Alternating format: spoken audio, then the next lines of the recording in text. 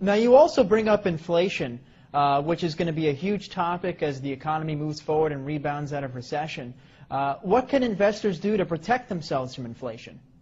Well, I think to protect yourself from inflation, you should do what the Chinese are doing. Because the U.S., Bernanke and those boys are printing trillions of dollars and not telling us about it. I mean, I think it was Bloomberg that just sued the Fed for, you got to open up your books.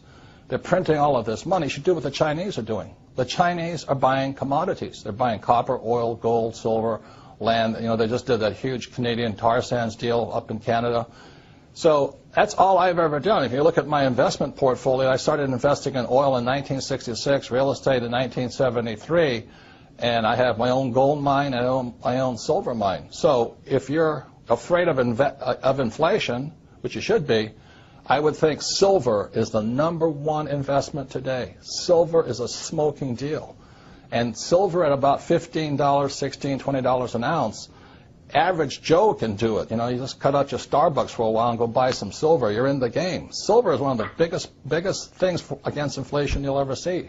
Great investment.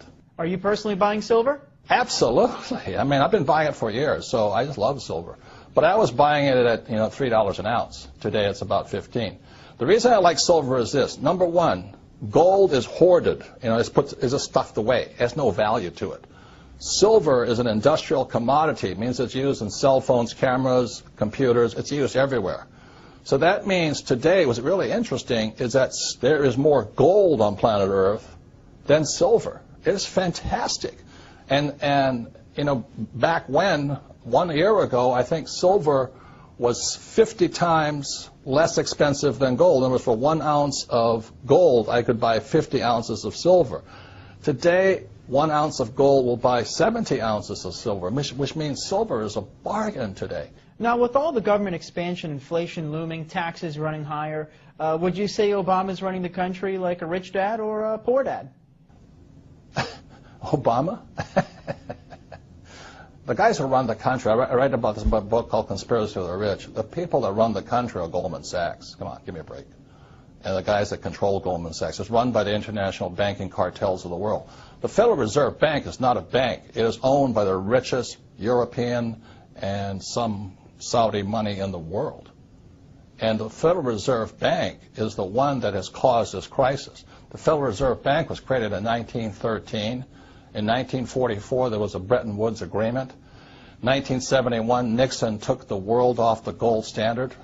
And after that, the Federal Reserve Bank controlled the world. And they could flood the world with fiat money. I mean, currency, that's paper. That's all it is.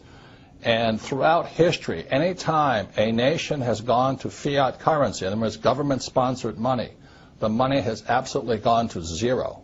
It has no value. So that's why you see gold fluctuating right now and silver fluctuating right now, oil fluctuating right now. It's because the world, the smart money knows the U.S. dollar is trash. I don't think Obama can do anything because he doesn't control the world. Goldman Sachs does. Robert Kiyosaki, best-selling author, investor, motivational speaker, and inventor, author of the upcoming book, Conspiracy of the Rich. Robert, thank you so much for coming on the program today. Thank you. This has been an interesting experience. Thank you. Signing off, I'm Dan Mandrew for Newsmax TV Money.